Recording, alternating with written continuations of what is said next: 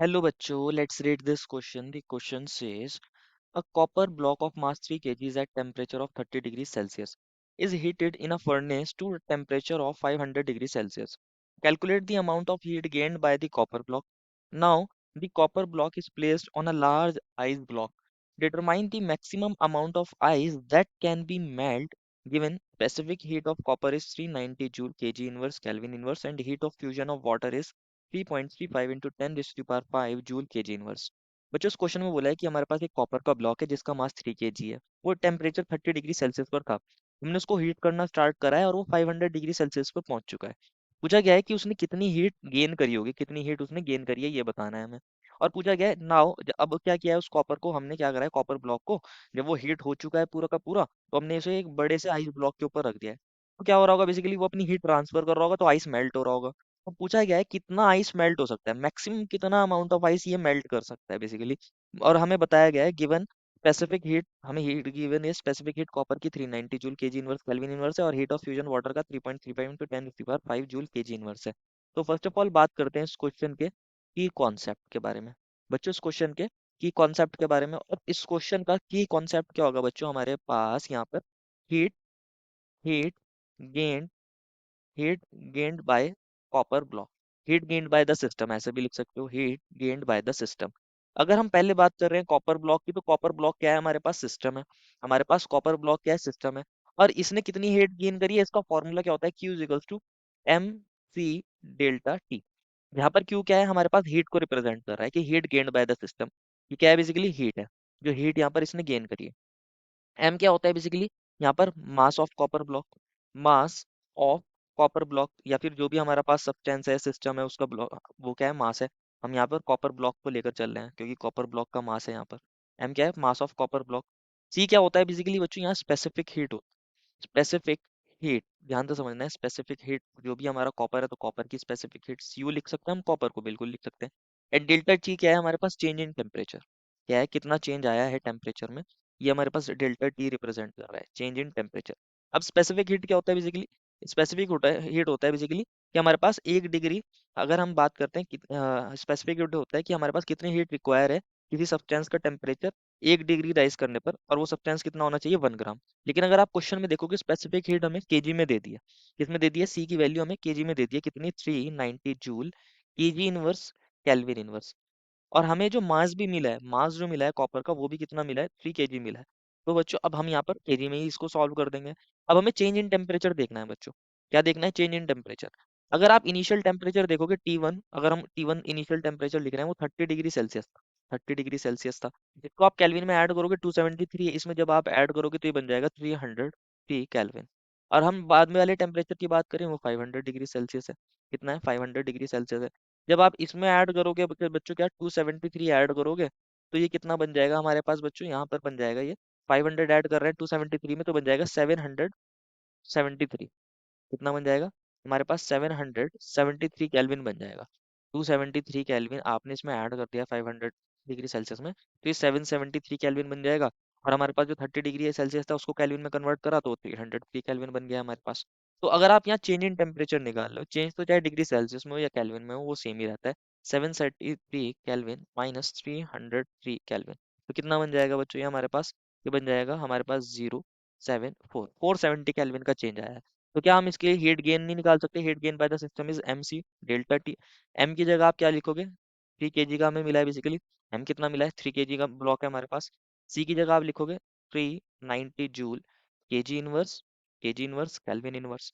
और delta T कितना है हमारे पास, 470 केल्विन है, 470 केल्विन है। अब ध्यान से यहाँ पर यूनिट्स का ध्यान रखना होता है बच्चों, यहाँ केजी से KG inverse cut, kelvin inverse से केल्विन कट, ओवरऑल आंसर किस में आ जाएगा, जूल में आ जाएगा। तो जब आप 3 इंटू 390 करते हो और 470 से इसको मल्टीप्लाई करते हो, जब आप इन तीनों टर्म्स को मल्टीप्लाई करते हो, 3 इंटू 390 इंटू 470, तो इसकी वैल्यू आती है 549900 जूल। इसको आप किस में लिख सकते हो, 549.9 किलो जूल भी लिख सकते हो। ये है basically heat gained by the copper block, heat gained by the copper block. Second part में कहा है बेसिकली बच्चों, ये जो कॉपर ब्लॉक है, मान लीजिए ये कॉपर ब्लॉक है हमारे पास, सीयू कॉपर ब्लॉक है, इसको आप आइस पर रख रहे हो, एक आइस के बड़े से ब्लॉक पर रख रहे हो, आइस का ब्लॉक है इस पर रख रहे हो। तो बेसिकली ये आइस क्या हो जाएगा, स्टार्ट मेल्ट करना स्टार्ट हो जाएगा, क्योंकि ये कॉपर क्या कर रहा होगा, अपनी हीट ट्रांसफर कर रहा होगा। अब मैक्सिमम कितना हीट इस बेसिकली हमारे पास कितना आइस मेल्ट कर सकता है, वो किसके इक्वल होगा कि मैक्सिमम कॉपर कितनी हीट दे सकता है। तो हम ऐसा लिख सकते हैं, अगर हमें देखना है कि maximum maximum ice that can be melt, maximum ice जो मेल्ट हो सकता है, आइस दैट कैन मेल्ट जो मेल्ट हो सकता है, वो हम कैसे बताएंगे उसको आप ध्यान से समझना। बच्चों जब हम मैक्सिमम आइस जो मेल्ट हो रहा है उसकी बात कर रहे हैं तो हम ऐसा लिख सकते हैं कि अगर हमारे पास कॉपर ने जितनी भी हीट गेन करी थी वो सारी की सारी हीट अगर वो आइस को ट्रांसफर कर दे, तो हमारे आइस को जितना भी आइस होगा वो मैक्सिमम से मैक्सिमम मेल्ट हो जाएगा। तो हम ऐसा लिख देंगे, जब हमारे पास maximum ice that can melt के बारे में डिस्कशन चल रहा हो, तो हम ऐसा कह सकते हैं कि जो मैक्सिमम मैक्सिमम मैक्सिमम हीट जो हमारे पास गेन बाय कॉपर ब्लॉक थी एक्चुअल में, heat gain by copper block थी basically, heat gain by CU block is transfer, इस ये हमारे पास मैक्सिमम, अगर आपको आइस जानना है तो आप ऐसे लिख सकते हो, all heat gain all heat gained by copper block is transferred, basically transfer हो गई होगी किसमें, ट्रांसफर्ड टू आइस ब्लॉक। जब सारी की सारी हमारी हीट जो कॉपर ब्लॉक ने क्या करी है, गेन करी है, हमारे पास सारी की सारी जितनी भी हीट है वो क्या हो जाए, ट्रांसफर हो जाए किसमें बच्चों, अगर आइस ब्लॉक में ट्रांसफर हो जाए, अगर आइस ब्लॉक में ट्रांसफर हो जाए, तो हमारे पास क्या हो जाएगा, मैक्सिमम से मैक्सिमम आइस मेल्ट हो सकता है, हम ऐसा बोल सकते हैं। मैक्सिमम आइस मेल्ट करने की यही तो कंडीशन है कि अगर सारी की सारी हीट जितनी भी हमारे कॉपर ब्लैक ब्लॉक ने क्या करी थी, गेन करी थी, वो सारी की सारी क्या करते हैं, वो ट्रांसफर करते हैं आइस ब्लॉक में, तो मैक्सिमम आइस मेल्ट हो जाएगा। या फिर हम यहाँ इस तरीके से बोल सकते हैं, यहाँ हमारा कौन सा लॉ लग रहा है, law of conservation of energy. हम ऐसा बोल सकते हैं कि total heat total heat gain total heat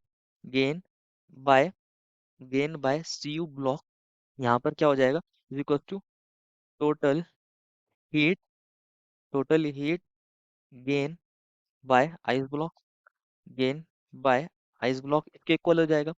जो पहले हीट हमारे कॉपर ब्लॉक ने गेन करी थी, जब वो हीट हो रहा था, जब वो अपनी सारी हीट को ट्रांसफर कर देगा आइस के अंदर, तो वो जितनी भी हीट उसने पहले गेन करी थी, अब वो सारी की सारी हीट किसके इक्वल हो जाएगी, जितनी हमारा आइस गेन करेगा मेल्ट होने के लिए, to melt, total heat gained by ice to melt, ऐसा लिख सकते हो, टू मेल्ट। अब total heat gained by copper block कितनी थी बच्चों हमारे पास, जो हमने पीछे निकाली थी, कि पहले उसने कितनी हीट गेन करी थी, 549.9 किलो जूल, या आप इसको लिख सकते हो 549 और 900 जूल, ऐसे लिख सकते हो। ये थी हमारे पास total heat gained by copper block, जो पहले कॉपर ब्लॉक ने इतनी हीट गेन करी थी। अब इसने सारी की सारी हीट ट्रांसफर कर दी है आइस को। आइस कितनी हीट ले सकता है बच्चों, अगर हम आइस का मास मान रहे हैं एम के जी, इसको ध्यान से समझना है। मान लीजिए इसका जो मास है वो कितना है, एम के जी, मास जो है इसका वो एम के जी हम ले रहे हैं, एम के जी एज्यूम कर रहे हैं। और मान लीजिए इसकी जो लेटेंट हीट ऑफ, बेसिकली जो इसकी हमें हीट ऑफ फ्यूजन मिली है, इसका heat of fusion of water है कितना बच्चों, यहाँ पर 3.35 इंटू 10⁵ हमारे पास इसके लिए जो हीट ऑफ फ्यूजन है वो कितना है बच्चों, यहाँ पर वो हमें गिवन है 3.35 इंटू 10⁵ जूल के जी inverse basically.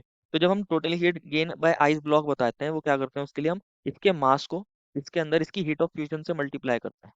Mass into heat of fusion के इक्वल होता है, इनके प्रोडक्ट के इक्वल होता है बेसिकली, ये क्या, total heat gained by ice block basically, कि कितना वो मेल्ट हो रहा होगा, फ्यूजन में क्या हो रहा होगा, बेसिकली वो मेल्ट हो रहा होगा, कितना मेल्ट हो सकता है, आप उसके क्या निकालिए, हीट ऑफ फ्यूजन को उसके टोटल मास से मल्टीप्लाई कर दीजिए, आपको पता चल जाएगा कितना आइस मेल्ट हुआ होगा।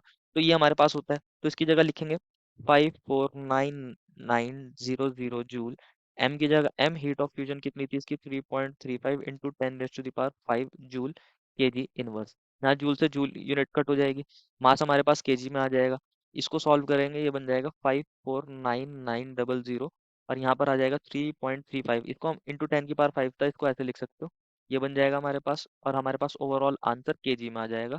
तो इसको इसकी वैल्यू आती है बच्चों अबाउट 1.64 केजी। मतलब हमारे पास आइस का मैक्सिमम टू मैक्सिमम कितना आइस मेल्ट हो सकता है, 1.64 केजी मेल्ट हो सकता है। ये बेसिकली जो मास था एम केजी क्या था, mass of M mass of ये मास एम केजी जो है बेसिकली इतना मेल्ट हो सकता है, इसमें से मास एम केजी मेल्ट हो सकता है। तो ये बेसिकली मास था कितना मेल्ट हो सकता है, 1.64 केजी, और मैक्सिमम हमारे पास कितनी हीट एब्जॉर्ब कर सकता है copper, basically 549.9 kilo joule. This is the final answer. I hope you understood it well and best of luck.